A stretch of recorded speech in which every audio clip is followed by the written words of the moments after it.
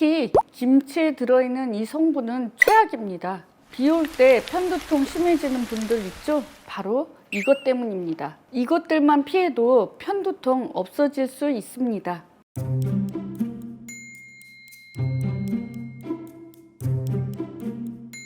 한쪽 머리가 망치로 두드리는 것처럼 아프고 빛만 봐도 소리만 들어도 머리가 울리는 것처럼 아파본 경험 있으십니까? 우리나라 인구의 약 10% 정도가 이런 편두통으로 고통을 받고 있습니다. 원래부터 뇌와 뇌혈관이 예민한 분들이 있습니다. 어떤 특정 요인이 이런 분들의 뇌와 뇌혈관을 자극하면 편두통이 생기게 되는 겁니다. 타고난 뇌와 뇌혈관을 바꿀 수는 없지만 이 생활 속 특정 요인들만 잘 없애면 편두통도 없앨 수 있습니다.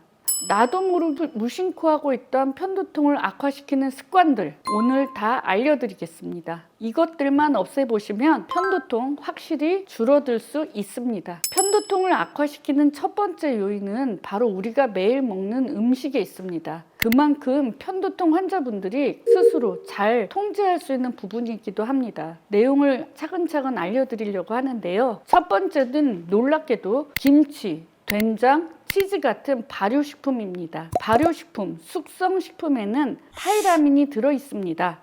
타이라민이 포함된 음식을 먹으면 뇌 표면의 혈관이 약간 수축되었다가 다시 확장되면서 편두통을 유발하게 합니다. 타이라민이 많이 들어있는 음식으로는 특히 오래 숙성된 치즈, 발효식품, 식초, 간장 등이 있는데 특히 치즈 때문에 두통이 생기는 분들 생각보다 많습니다. 타이라민은 타이로신에서 유래된 화합물인데요.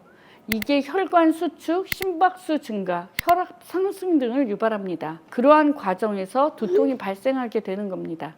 레드와인도 타이라민을 포함하고 있어서 편두통 환자에게는 이중으로 위험한 음식입니다.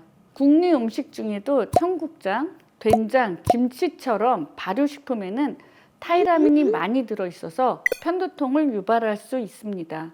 하지만 우리 식단에서 이러한 음식들을 완전히 배제하기는 어렵잖아요.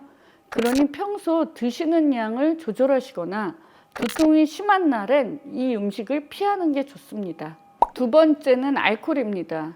이건 정말 치명적인데요. 특히 술 중에서도 레드와인이 가장 크게 영향을 줍니다. 연구에 따르면 편두통 환자의 약 20%가 알코올과 두통 사이의 관련성이 있다고 합니다. 레드와인 외에도 스파클링 와인, 화이트 와인, 맥주 같은 술도 편두통 유발 요인이 됩니다. 특히 막걸리나 맥주처럼 발효 과정에서 여러 성분이 생성되는 술들은 뇌세포를 더 자극해서 편두통을 더 심하게 만들어요. 뿐만 아니라 알코올 해독 과정 자체에서도 두통이 발생할 수 있습니다. 편두통이 있으신 분들은 술을 가급적 피하시는 것을 강력하게 추천드립니다. 세 번째는 베이컨, 햄, 소시지 같은 가공육입니다. 가공육에는 보통 아질산염이 들어있는데요. 이 성분이 뇌혈관과 얼굴 혈관을 확장시켜서 편두통을 유발합니다. 이런 음식을 드시고 나서 욱신욱신 박동성 두통이 생겨본 적 있으시다면 바로 그 이유가 가공육 안에 있는 아질산염 때문이에요. 소시지, 핫도그, 베이컨, 훈제 생선, 캔햄 등등 가공육류의 이 물질이 많이 들어있는데 WHO에서도 이런 가공육을 1군 발암물질로 지정했을 정도로 건강에 좋지 않은 영향을 줍니다. 연구에 따르면 편두통 환자들은 체내 아질산염 농도가 일반인보다 높아요. 일부 연구에서는 심지어 흡연이나 음주보다도 두통을 더 잘 일으킨다는 결과도 있습니다. 이런 가공육을 자주 드시는 편두통 환자분들은 식단에서 천천히 줄여나가시는 것만으로도 편두통을 줄이거나 없애는데 큰 도움이 되실 겁니다. 마지막으로는 제로콜라, 제로사이다입니다. 이 안에는 인공 감미료, 특히 아스파탐이 들어있어요. 아스파탐은 설탕보다 200배 정도 단맛이 강하고 칼로리가 낮아서 다이어트 음료나 무설탕 제품에 많이 쓰이고 있습니다. 미국 메이오 클리닉이나 편두통 재단에서도 아스파탐을 편두통 유발 인자로 이미 분류하고 있습니다. 아스파탐의 유해성은 아직 논란이 있지만 편두통이 잦은 분들은 인공감미료 들어간 제로 음료나 다이어트 식품 조심하시는 게 필요합니다. 무설탕 음료, 과자, 젤리 등에 많이 들어있으니 성분표를 잘 확인하시고 드시는 게 중요합니다.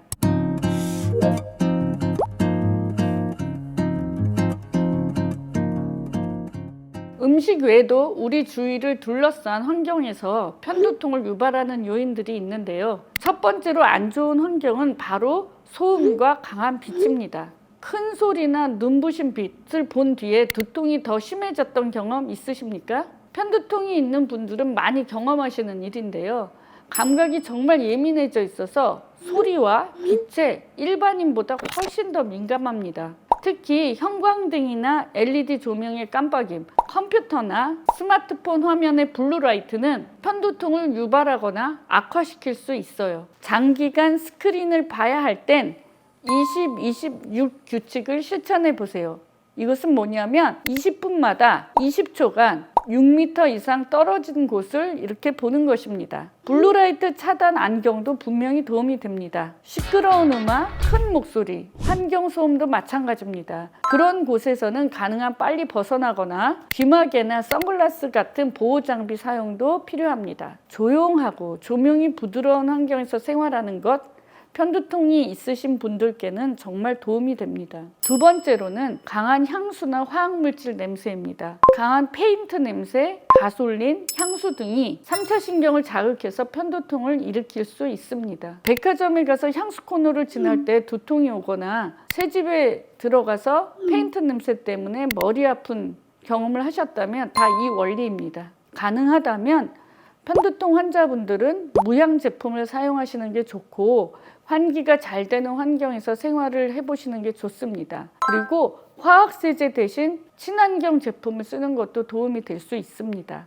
마지막으로 날씨 변화, 특히 기압 변화, 비 오기 전이나 폭풍 전 또는 비행기 이착륙 시 고도가 변할 때 두통이 생기시는 분들 계시죠? 이런 기압 변화로 인해 뇌 내부와 외부에 압력차가 생기면 뇌 혈관이 확장되면서 또한 편두통이 발생합니다. 날씨 앱, 기압계 등을 활용해서 미리 기압 변화를 파악을 하고 두통이 예상될 때는 미리 약을 복용하시거나 휴식을 취하는 것도 좋은 방법입니다. 장거리 여행, 등산처럼 고도가 크게 변하는 활동을 할 땐 상비약, 컨디션 관리를 꼭 미리 챙겨 두십시오.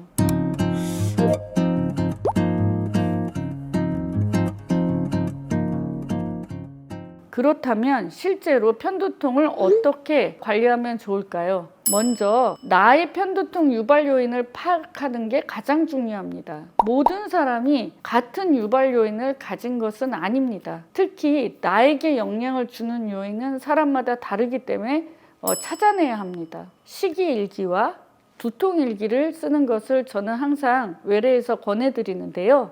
머리가 아팠을 때 그때 드신 음식이 무엇인지, 그때 무슨 활동을 했는지, 그날 스트레스가 어느 정도 수준이었는지, 그리고 잠은 몇 시간 주무셨는지 그런 것들을 기록하게 합니다. 두통이 발생했을 때 그 주변의 환경 양상과 식이 양상의 패턴을 적어보시면 확실한 나만의 편두통 원인을 찾을 수 있습니다. 스마트폰 앱 중에서도 두통 추적 앱이 있으니 이런 것들도 많이 활용하시는 게 좋고 실제로 잘 활용하고 계시는 분들이 많습니다. 두 번째로는 생활 습관 교정입니다. 식사와 수면을 규칙적으로 하는 거, 수분 섭취를 적절하게 하는 거, 알코올과 카페인을 제한하는 거, 이런 것들이 편두통 예방의 기본입니다. 특히 편두통이 있는 분들은 식사를 거르지 않기가 중요한데요. 식사를 안 하면 저혈당이 생기거든요. 그러면 뇌 혈관이 수축되면서 편두통이 생기기가 훨씬 쉬워집니다. 하루 3끼 규칙적으로 식사를 드시거나 불가능하면 소량씩 자주 먹는 것도 방법이 될 수 있습니다. 수면도 정말 중요합니다. 수면 부족, 과도한 수면 둘 다 편두통을 부를 수 있으니 규칙적인 수면 습관을 가지는 것이 꼭 필요합니다. 스트레스도 마찬가지입니다. 명상이나 심호흡, 요가 같이 이완을 할 수 있는 심신 안정 운동이나 습관들을 시도해 보십시오. 어떤 방법이든 스트레스 조절법을 자기만의 것을 만들어 두시는 게 좋습니다. 마지막으로 생활습관 개선만으로 편두통이 충분히 조절되지 않는다면 병원을 찾아오셔야 됩니다. 병원을 찾으시는 게 중요하고요. 편두통도 위험한 편두통이 있을 수 있어요. 편두통으로 알고 계시다가 검사를 통해 다른 원인을 진단받는 경우도 간혹 있습니다. 병원에서 정확한 진단을 받으시고 유형과 심각도를 평가하고 치료 계획을 세우셔야 합니다. 두통은 신경계 문제이므로 신경과를 찾아보시는 것을 추천드립니다. 오늘은 편두통을 유발하는 최악의 음식과 환경, 그리고 그 관리 방법까지 알아보았습니다. 편두통은 완전히 치료되기는 어려워도 그 유발 요인을 피하고 적절한 생활 습관을 유지하면 충분히 관리될 수 있는 질환입니다. 여러분의 편두통 유발 요인과 상태 댓글로 공유해 주시면 저도 답변 드리고 다른 편두통 환자분들과도 팁을 함께 나눌 수 있을 것 같습니다. 여러분의 건강과 편안한 일상을 진심으로 응원합니다. 오늘도 시청해 주셔서 감사합니다. 저는 더 유익한 정보로 다시 돌아오겠습니다. 감사합니다.